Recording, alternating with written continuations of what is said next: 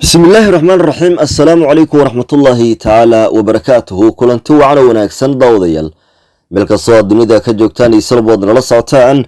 هل كانوا شبكة وررك شعبك تيفي وديسو قدبنيسا ورركي وقدن بيي دعوذيك الصومالية يا عالم كنتي سكالي قد بدا وررك حيساها بدن عن إما كايدنا هينوحا أقوى وين دولة قبل التدي كسوغنا بري لصودا في مقالة مقدشو قبل قدب وقلابتي deegaanada ay ka soo kala jeedaan iyada oo doorashada la sii ambaqaadayo wararkii ugu dambeeyay xaalka siyaasadeed ayaan eegi doonaa iyo maxamed xuseen roble oo mar kale la heshiiyey madaxweyne maxamed cabdullaahi farmaajo haddaba heshiiska roble uu la gaaray madaxweynaha qaranka ma noqon karayaa mid la isku halayn karo iyada oo roble hore u soo bandhigay qaladaadkiisii siyaasadeed iyo sidoo kale fudeed siyaasadeed oo markaa keenay in madaxdu ay isqabtaan isla markaana Soomaaliya ay mar kale damaaciyaan dalalkii hore u soo dhibaateeyay warbixin ku saabsan arrinkani ayaan eegi doonaa madaxweyne maxamed cabdullaahi farmaajo waxa la isla qirayaa in uu wax badan u qabtay dhalinyarada Soomaaliyeed kuwaas oo maanta hoggaanka siyaasadeed ee dalka ka mid noqday isbedel weyn oo dalka u horseeday madaxweyne maxamed cabdullaahi farmaajo ayaan idin soo gudbin doonaa qaar ka mid ah dowladaha caalamkana oo Russia iyo China ay ka mid yihiin waxay ka soo horjeesteen caburinta iyo sidoo kale awood sheegashada uu Mareykanka u muquuninayo Soomaaliya kadib hanjabaadii Mareykanka dhawaan ka soo baxday ee ahayd in uu cunqabateen saarayo Soomaaliya wixii ka dambeeya 8 February 2022 qodobadaasi iyo kuwa kale ayaan idin soo gudbin doonaa meel kastoo aad dunida ka joogtaan kulanti habboon ayaanu dilenahay halkani waa shabakada wararka ee shacabka TV oo idin soo gudbinaysa wararkii ugu dambeeyay dhacdooyinka Soomaalida iyo caalamka intiisa kale doodayadu waxay ku saabsan tahay oo ra'yigiina saliimka ku soo cabiri kartaan maxamed xuseen roble ra'iisul wasaaraha xukuumadda Soomaaliya ayaa mar kale waxa uu la heshiiyey madaxweynaha jamhuuriyadda federaalka ee Soomaaliya isaga oo sidoo kale roble sheegay in kala sareynta sharciga uu dhowrayo haddaba hadalka maxamed xuseen roble ee aan markaa la isku halayn karin ama waa mid la isku halayn karo waa qodobkeega ee dooda iyadoona go'aanadii hore ee roble hore ugu soo baxay ay keentay in ummadda Soomaaliyeed hadallada maxamed xuseen roble ay isku halayn kari waayaan afkaartiina uu ku soo gudbiyay qaybta hoose ee faalooyinka channelka subscribe aadina hado muuqaalka laygano sara asaahate waxaanu marka hore si naxariisay ku jirto idinkaga codsanayna inaad caawisaan abahna Soomaaliyeed oo marka kiliyuhu ay fariisteen xanuun ayaa asiibay xagga rabbiga yimi xanuunkaasi wuxuu yahay muddo hadeerto ku dhimo taqriiban ilaa 12 sano ilaa 9 sano ku dhow xanuunkaasi marka hore dhikar baan lahaa markii dambena faarig baa igu dhacay neerfaha oo dul maray di iskaankii la saaray waxay yiraahdeen dadkii dhakhaatiirtu waxay yiraahdeen labada kaliyood bura dhamaysi bura baaba ka dhigto sida sambabka kale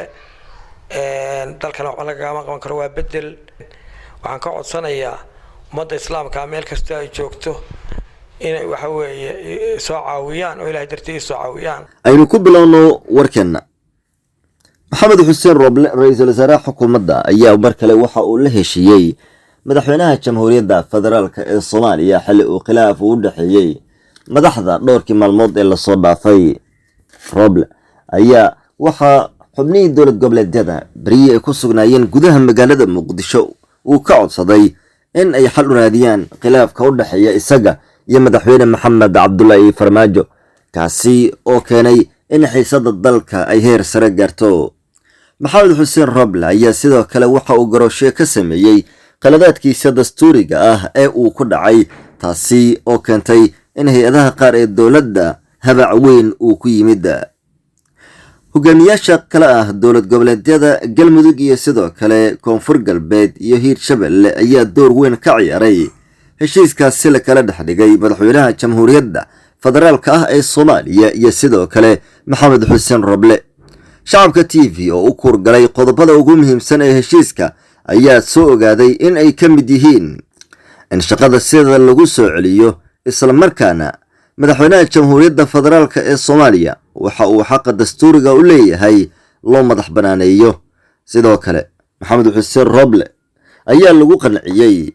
inuu soo saaro war qoraal ah oo uu ku sheegi doono in madaxweyne maxamed cabdulaahi farmaajo iyo isaga aanay wax colaadi ah ka dhexinin ama khilaaf siyaasadeed intuba. shirkii ugu dambeeyey ee golaha wasiirada ee toddobaadkii lasoo dhaafay ku yeesheen gudaha magaalada muqdisho si gaara maalintii khamiistii ayuu Roble khudbadiisii waxay u muuqatay mid uusan ku soo hadal qaadin arrimaha khilaafka ee taagan ama arrimaha xasaasiyadda dhalin kara. hase ahaatee wuxuu inta badan khudbadiisa maxamed xuseen Roble uu diradda ku saaray waqtigaasi howlaha dalka iyo sidoo kale doorashooyinka, halka uu sidoo kale uu dhankiisa qiray waqtiga qodob uu ka digay madaxweyne maxamed cabdulaahi farmaajo oo ah in aan lagu tigrafalin hantida qaranka oo ummadan Soomaaliyeed ay leeyihiin. hadalkaasi hore maxamed xuseen Roble ayuu markaa ku muujiyey siduu u taageersan yahay go'aanka madaxweynaha jamhuuriyadda federaalka ee Soomaaliya, walow taasiba ay dood weyn ka taagneed oo ah nin lagu eedeeyey dhulboob hantida dadweyne sida markaasi uu uga digi karo xubnaha kale ee xukuumadda in aanay hantida qaranka damaacinin ama sidoo kale awoodda dowladda lagu tigrafalin. Roble ayaa dhowaantan lagu soo eedeeyey dhowr kiis oo ay ka mid yihiin dhulboob danguud ah. halkaasi aad weli nagala socotaan daawadayaal waa shabakadda wararka ee Shacabka TV. meel kastoo aad dunida ka joogtaan kulanti habboon ayaanu leenahay. dowladaha Russia iyo China waxay si buuxda u qaadaceen oo ay uga soo horjeesteen qorshaha uu Mareykanka ku doonayo inuu ku cadaadiyo jamhuuriyadda federaalka ee Soomaaliya, taasi oo sidoo kale baalmarsan nidaamka ay u shaqeeyaan dowladaha caalamka. Mareykanka ayaa sidoo kale sheegay haddii 8 February ee 2022 wixii ka dambeeya Soomaaliya aysan doorasho ku soo gabagaboobin in markaasi uu qaadi doono tallaabooyin uu kaga jawaabayo sida uu hadalkiisii hore u dhigay daaha doorashooyinka. xilligaasi uu sheegay inay ku beegan tahay sanad guurada koowaad ee waqtiga dheeriga ah ee uu xafiiska sii joogayo ama joogo madaxweyne maxamed cabdulaahi farmaajo. laakiin doodo kulul ayaa ka yimid oo gudaha iyo dibadda qaabka uu hadalkiisa u dhigay Mareykanka oo u muuqatay awood sheegasho iyo hanjabaad. dowladda Mareykanka caalamka sida loo yahay waxay hogaaminaysaa hoggaanka awoodaha dowladaha caalamka, hase ahaatee waxay markaasi isku dayaysaa in Soomaaliya ay ka dhigato goob ay siday doonta ka yeelato. hase ahaatee tani wixii ka dambeeyay go'aanka dowladda Mareykanka waxaa jiray in isfaham siyaasadeed ka soo muuqanayo gudaha dalka, iyada oo sidoo kale heshiis ay wada gaareen dowladda federaalka iyo dowlad goboleedyada oo ah in la sii socodsiiyo howlaha doorashooyinka. heshiiskaasi oo saldhig u ah kii 19 Sebtembar ee ku saabsanaa howlaha doorashooyinka iyo kii kale ee ka dhacay Muqdisho bishii May sanadkii tagay ee 2021. si waliba imanka dowladaha Russia iyo sidoo kale China ayaa dhankooda waxay qaadeen tallaabooyin diblomaasiyadeed oo ay markaa kaga soo horjeesteen hanjabaadda Mareykanka ee dhanka Soomaaliya.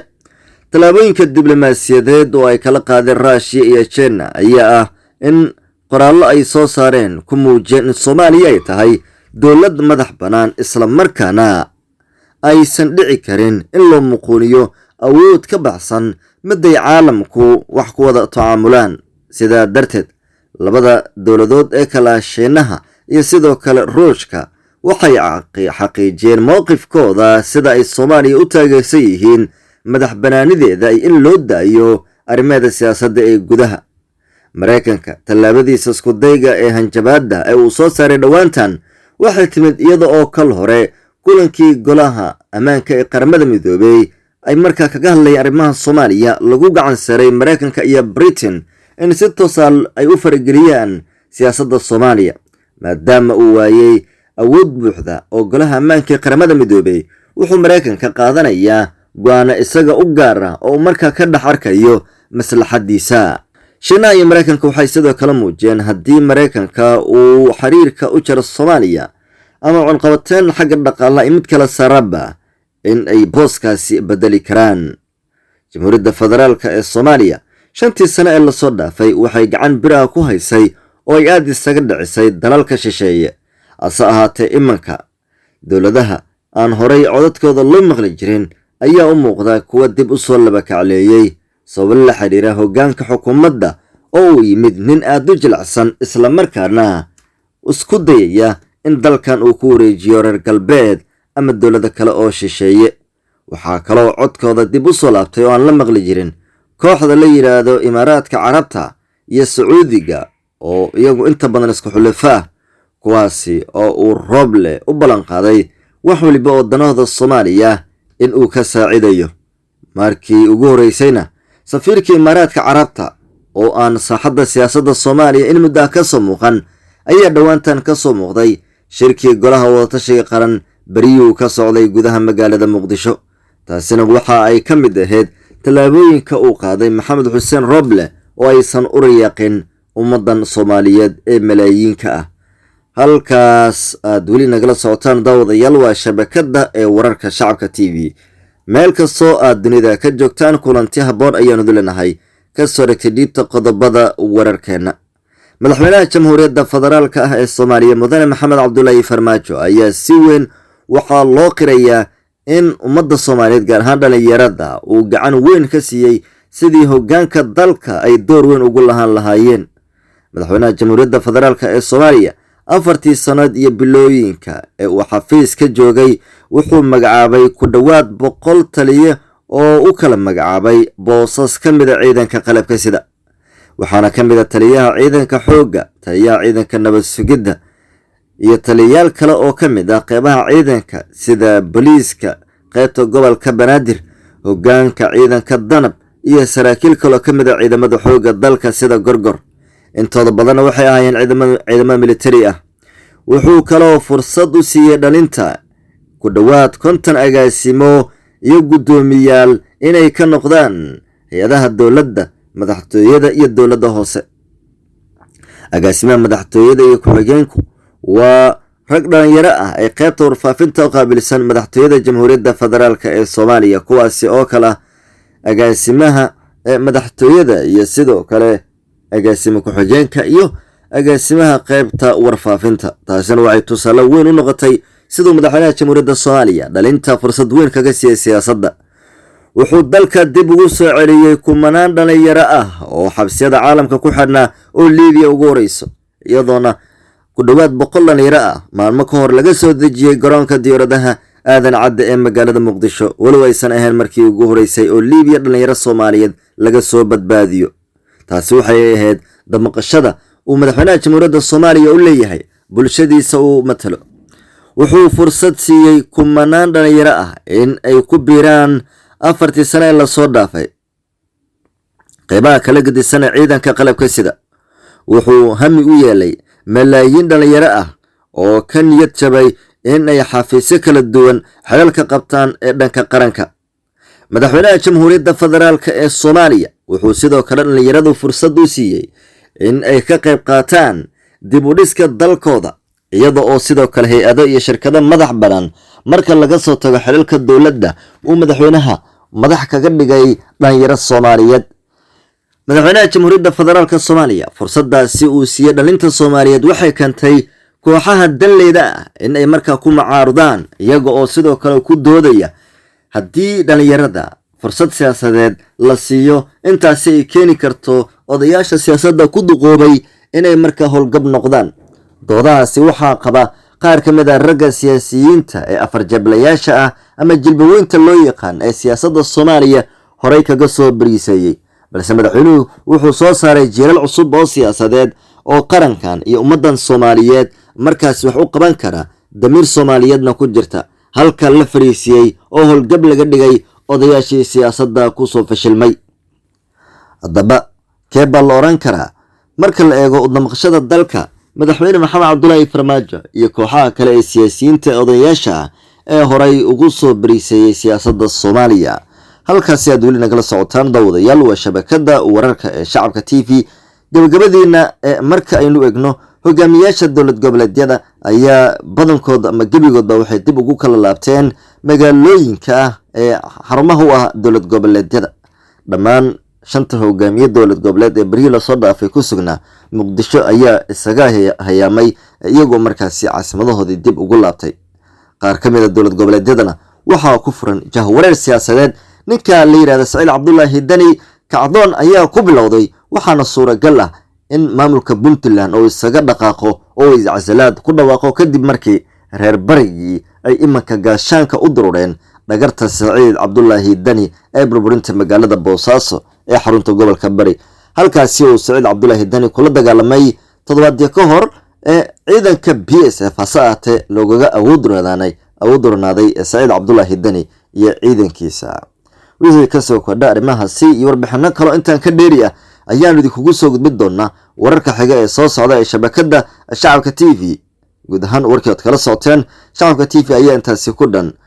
gobolba iyo goor kasta shacabka ku xirnaada waa inoo qeybaha kale ee wararka. waxaanu doonaynaa sidaasi amaana la nabadgeliyo.